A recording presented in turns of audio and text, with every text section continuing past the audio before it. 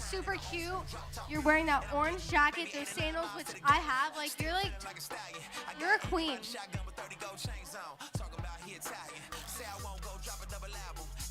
Oh. What are you doing right here? Between classes, they ski. Annika's song. No.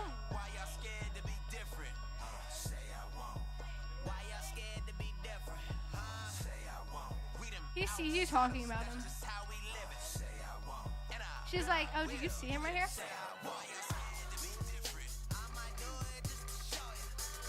You're a queen.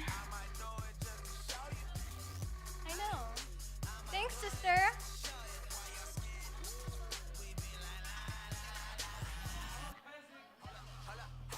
Yeah, you are. No, just kidding.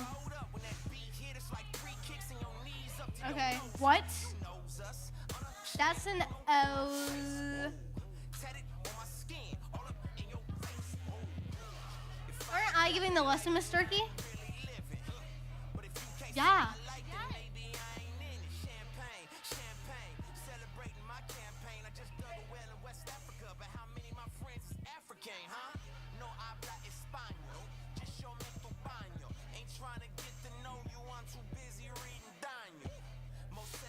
Okay, everyone, welcome, welcome.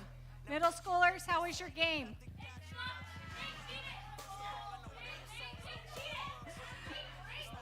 So what I'm hearing is that you guys had a lot of fun.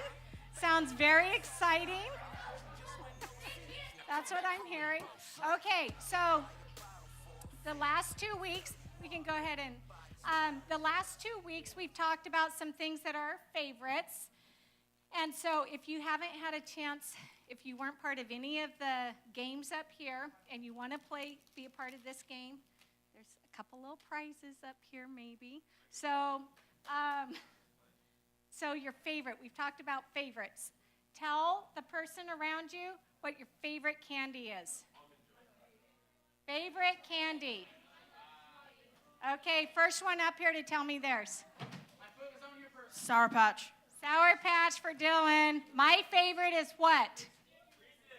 Reese's. Oh, there it is. I think this whole thing is just a time for me to indoctrinate you people on my favorite stuff. Okay, second one. What? Chocolate-covered almonds? Ooh, I was with you on the almonds. You lost me on the gummy bears. Okay, favorite color? What's your favorite color? Tell everyone around you. You people have already been up here. Sit down. Come here, Addie. What's your favorite color? Red. Red. Here, Addie. Okay. What's my favorite color? Yellow. Yellow. Okay. So I will take a bag of yellow with Reese's and what kind of drink? Oh, there it is. You guys are great. You are my favorite people in the world. Okay, so now I hope you guys have the same amount of excitement for this last question. Your favorite subject in school? I was here first. Nope. I'm sorry you're skinny. Sit down. History. All of you people. My toe got stepped on. I got a microphone on my collarbone. I still love you all. Okay, share it around yourselves. Favorite subject in school? Favorite subject? Anthony. Yeah, you can do it for fun. Anthony. Does PE count? PE counts. Addie, what's yours? PE? I think David Norman. What a nerd. What a nerd. English. English. Maya? Bible. Okay. So we have lots of different opinions, right, about what favorites are. Obviously, everyone knows their favorite color should be yellow. Not everyone's is. Favorite candy should be Reese's. Not everyone is.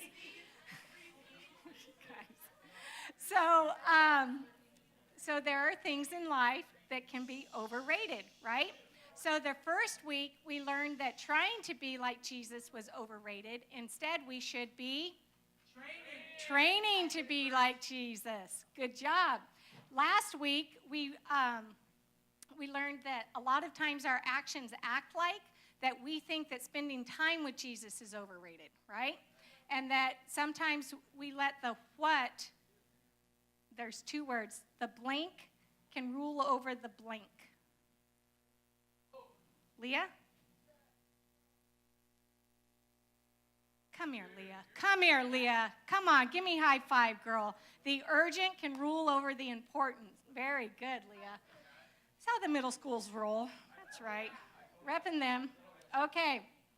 So our society tells us that things are important. So what's super, super important is how many followers we have, how many likes a picture gets.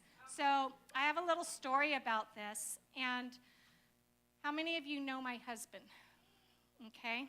So my husband, Bruce Durkee, he will be turning 50 on Friday.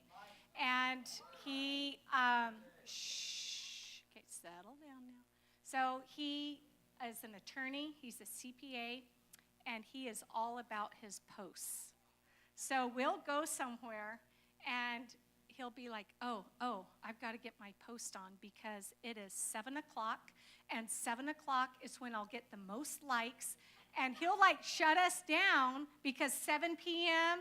on a weeknight is when he'll get the most likes. And if he'll go back and he'll look at it and he'll be like, oh, I knew I shouldn't have posted that at 3. I didn't get any likes on it. So even for people older than yourself, society says we got to have the likes.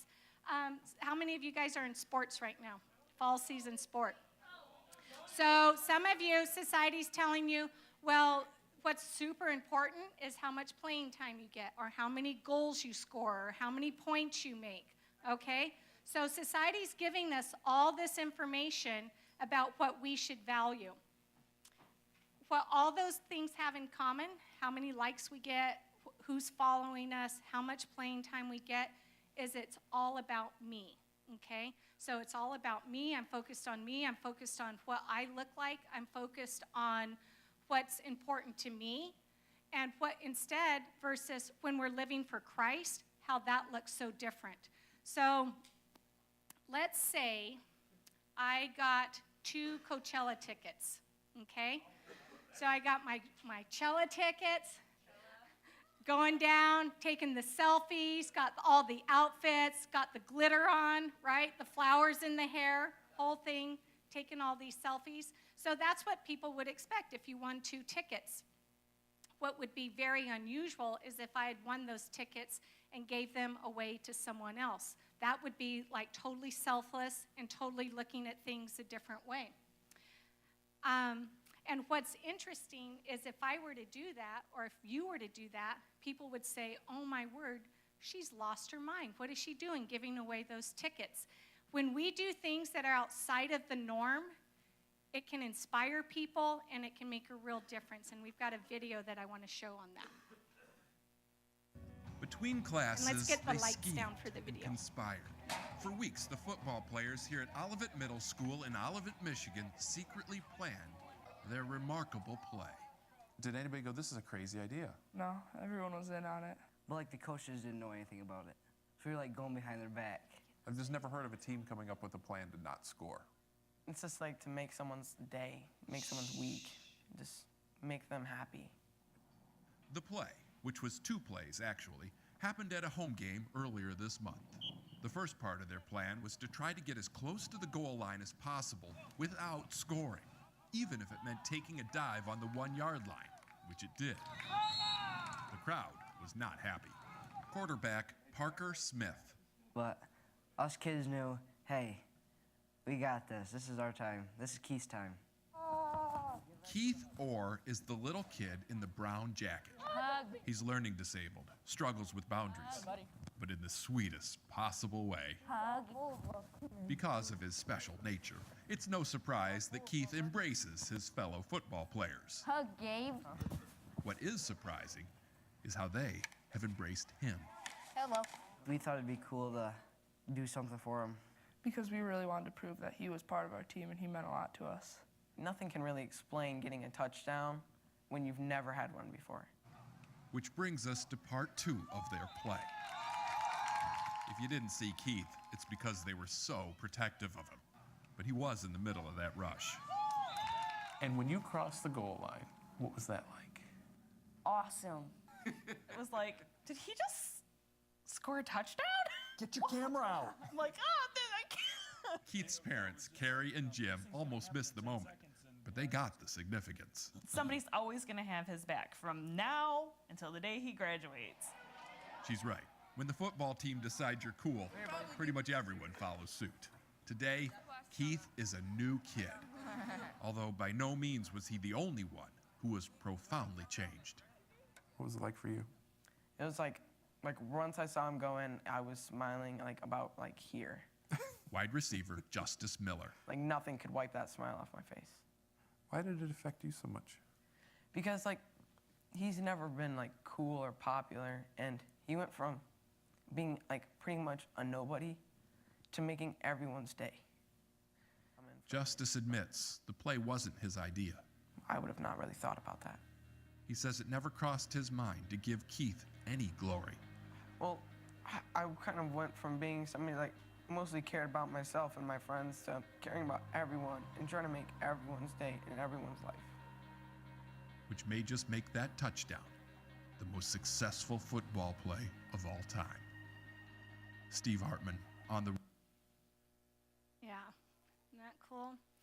So, just like I was talking about the Coachella tickets, so when you see someone in this game and you see, have they lost their mind? They stop before the touchdown. Why wouldn't they go on to the touchdown? And they let someone else make the touchdown. They let someone else get all the glory. They were thinking of someone else before they were thinking about themselves. And I stop and I think, in the big scheme of things, so these guys are middle school football players.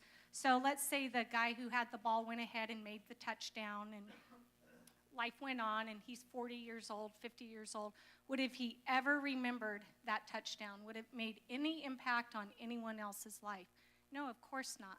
But because he didn't think of himself and the team didn't put themselves first, they thought of someone else. Not only did it affect the student that got to go in and make the touchdown, who had always been pushed off because he's different, he's hugging people, doesn't understand social boundaries. Everyone had kind of shunned him. But then you see what it does to his parents and how it impacts them. And then how it impacted everyone in the stadium that night that saw it. And then how it impacted the players themselves. So that kid that you saw at the end with tears streaming down his face realized making the touchdowns overrated. But what's not overrated is when we stop living for ourselves and we start living for others. So as I watched this, I thought, some of you might know David Talley is the Rancho Mirage quarterback, and so I wanted to see what his thoughts were on this. So come on up, David. Make him welcome, guys. Yeah. Okay, so I'm going to ask, and then I'll just hand you the mic. Okay, so as quarterback for Rancho, you watch this video. Just tell me, as you're watching it at the end, what were you thinking? So for me, it was pretty cool because what society tells you nowadays, and you see it all the time on the NFL and stuff, where when you make a touchdown, you want to get all the glory for yourself, and you're showboating out there, and you see all the NFL players doing it. So when I saw these guys, and it's really it's a special thing to make a touchdown. So when I saw these guys they thought about somebody else, and they were actually hey, let's give him the glory. It was really unique and definitely not what society would say is the norm. And then, so this is your senior year. You've been on the team this whole time. You're captain now. Yes? Were you captain last year? For a few games. So now you're not only are you quarterback, you're the captain, so you're in a position of leadership. How are you able to live for Christ in that position and on your team? Well, one thing I do, I lead like the team prayers before the game. I'm very vocal about my faith and stuff like that, and like I try to, like give, like I don't, like I try to like speak about my faith and try to lead through that, I guess. And especially like on the field, like when emotions are running really high and people are talking a lot of crap and like they're yelling at you, cursing you out, and all that stuff, like I really try to like think about the verse. When it says, "For me to live is for Christ," so like a life worth living is like a life worth dying for, is what he's pretty much trying to say. And it really like I try to use that and like say like, when Jesus was up on that cross and like he was being mocked, being persecuted, like he said like, "Forgive them, for they know not what they do." And I try to like think about that and see like, Jesus would not retaliate. He would not look back on them and like, shun them or anything, but he would just try to stay quiet. And so that's kind of like what I try to do, I guess, is imitate that to the best of my ability. That's great. Yeah, DT's referring to a verse I'm going to talk about in just a minute. It's Philippians 1:21, and it says Paul's writing, and Paul was one of the early leaders of the church, and he says, "For to me," so he's saying, "For me, living means living for Christ, and dying is even better." So can you think of a story or share of that happening where for yourself, like if you were to just live for yourself, if you were to do what you wanted to do, it would look one way, but when you've decided out on the field in a classroom with a teacher that I'm not going to live for myself, I'm going to live for Christ, how does that look? Like a story? Yeah. I guess, I don't know. For me, there's like a lot of people trying to tell, like they come up to me and they tell me like how, like they tell me I'm good, like, "Hey dude, like nice game," and they try to like give me all the glory, I guess, and say like, "Hey, that was such an amazing job, like you did amazing," and stuff like that. But I try not to like buy into that, I guess, and like I know like when I'm playing out there, every single like what I do, I'm not doing it. Like everything I do out there is a gift from God. Like all the talents that he's given me, like they're all from God, so I can take no credit for what I do out there on the field. So like I try to just be like, "Oh, thank you," but like I try to give like most of the glory to God and all that stuff. Yeah, I think that when you have so much of society, like you've got these NFL players saying that this is how you behave, and they're making millions and millions of dollars, and that it's all about me, it's about the showboating, it's that for as a student to be able to say, I'm not going to live that way, I'm going to live differently, that it really makes an impact. What is some advice that you could give to the students as to how to die to oneself, how to live for Christ when everyone else is telling you to do something differently? What's something that you've done in your life that helps you do that? For me, what I have done, and I still like try to do a lot, is to pray for wisdom. So like when I'm in those situations, like where, whether it's a teacher, a student, my teammates, other people on the field that I could possibly influence or something, or I get in a situation where it could be really easy for me to, kind of give myself the glory and, kind of showboat a little bit. I just pray for wisdom in those situations so that he gives me the right words to say that, so that I can not glorify myself, but glorify him instead. Great. I think that a lot of times when we put ourselves out as Christians, that people have a preconceived notion about that, about how you're going to be and what you're going to be like. Can you talk about that and how that's on your mind and how that affects how you respond to things? Yeah, so like especially like these days, people will be somewhat judgmental towards you already because they think that you're judgmental, because like they already have preconceived thoughts about you because of who you claim to be and who you claim to follow. So like especially like you really need wisdom in those situations. So you try not to like offend people, but like you're still trying to like love them and show them, who Christ is through you by dying to yourself, but living through Christ. Thank you, DT. Appreciate it.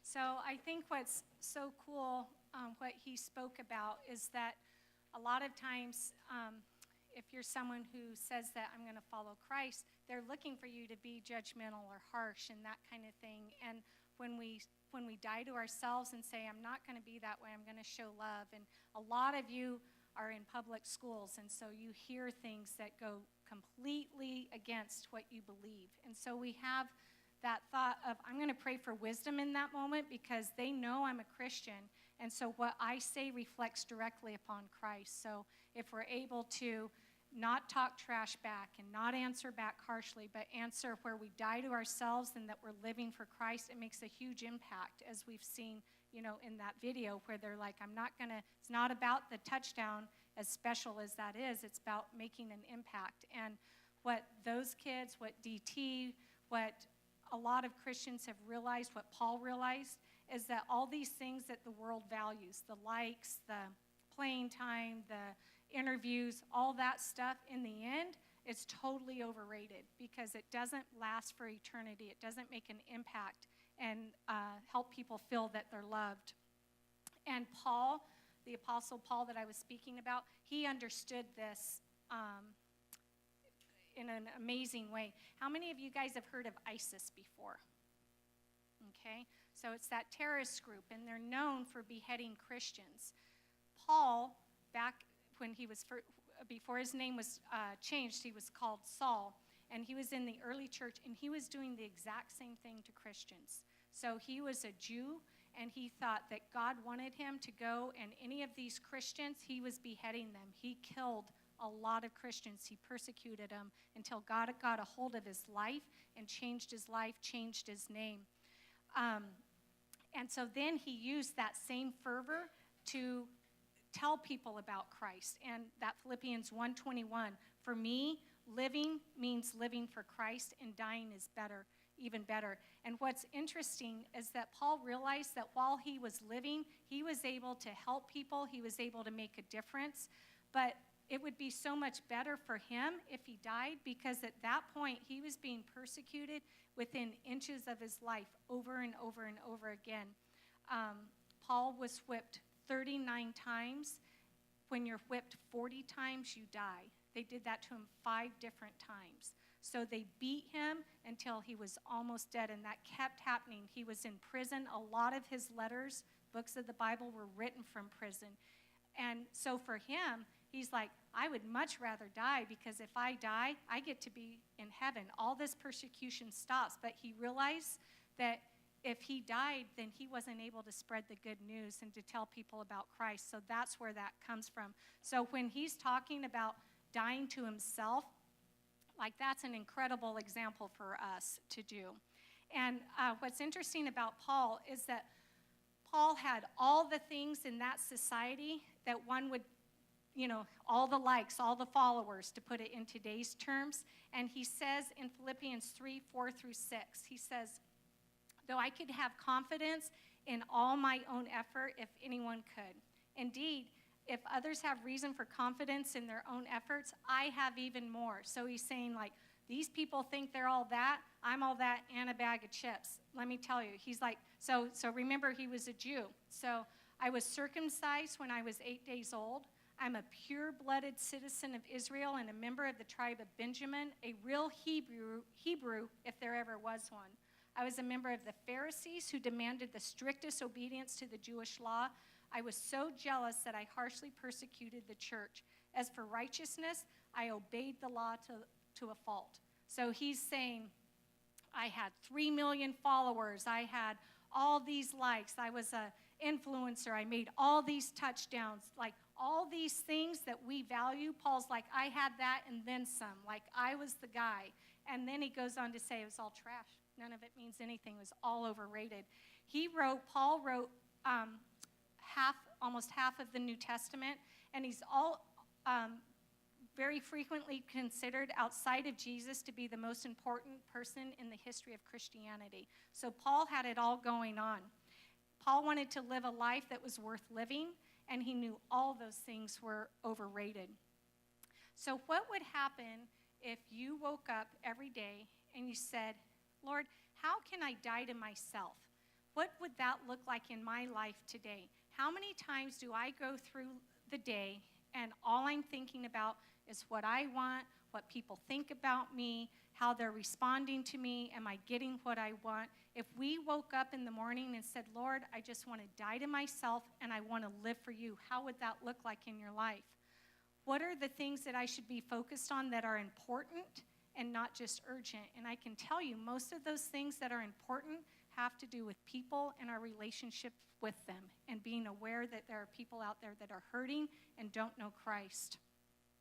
If I said I'm going to die to myself, I'm going to die to my need for popularity. I'm going to die to putting myself first all the time, making sure I get what I want and what I desire. I'm going to quit chasing after the things that I know really, that's not really what you have for me. What's that going to look like in my life?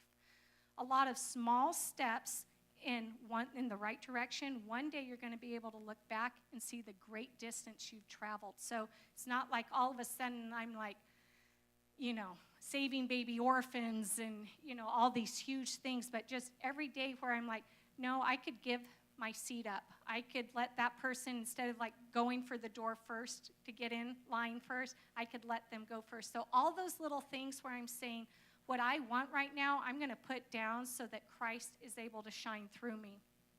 2 Timothy 4:8 says this. So Paul got this. At the end of his life, he's been beaten time and time again, persecuted his entire life. He says, I have fought the good fight. I have finished the race, and I have remained faithful. And now the prize awaits me, the crown of righteousness, which the Lord, the righteous judge, will give me on the day of his return.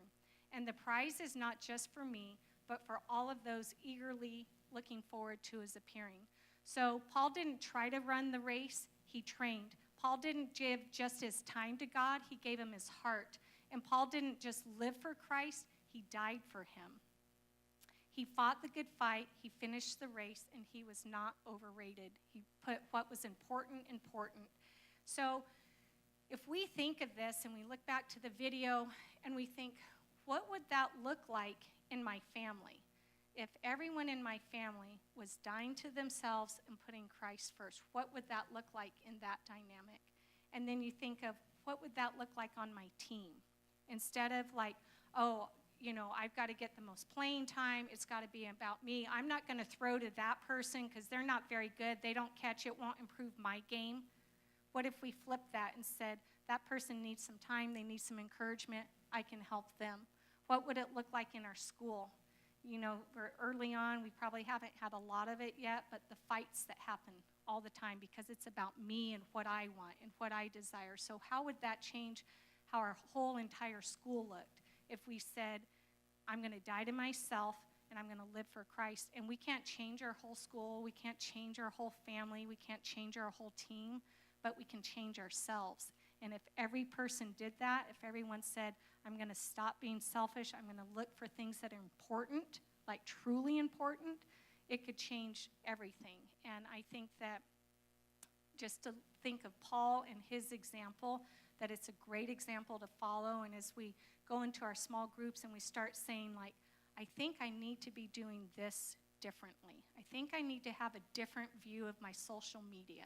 I think I need to have a different view of my friendships and my teachers. And I think I need to stop putting myself first so much. There's so much more fulfillment in living that way. As you saw that football team, so much more fulfillment than when we're always like, oh, I got first in line. Like, who cares? So like when we start looking at what's important, you're going to feel so much better than if you got all the things that society tells you is important. So let's pray. Dear Lord, I thank you for each student that's here tonight. I thank you for your word that you share with us about how to live important lives and how to not focus on things that are overrated, that just leave us feeling empty and shallow, dear Lord. But you've got a bigger plan for us. You've got a greater plan, a plan to do things that are going to affect people for eternity. And I pray during our small group time that you'll help us find those things out. How can we apply your word to our lives so that tomorrow we're different than we were today, that we look more like you than we did today. And we just give you this evening and our small group time. In Jesus' name we pray, amen. Okay, middle school boys, conference room, middle school ladies, preschool room, and high school group, we're going to go back to the youth room and we're going to get into 2 groups.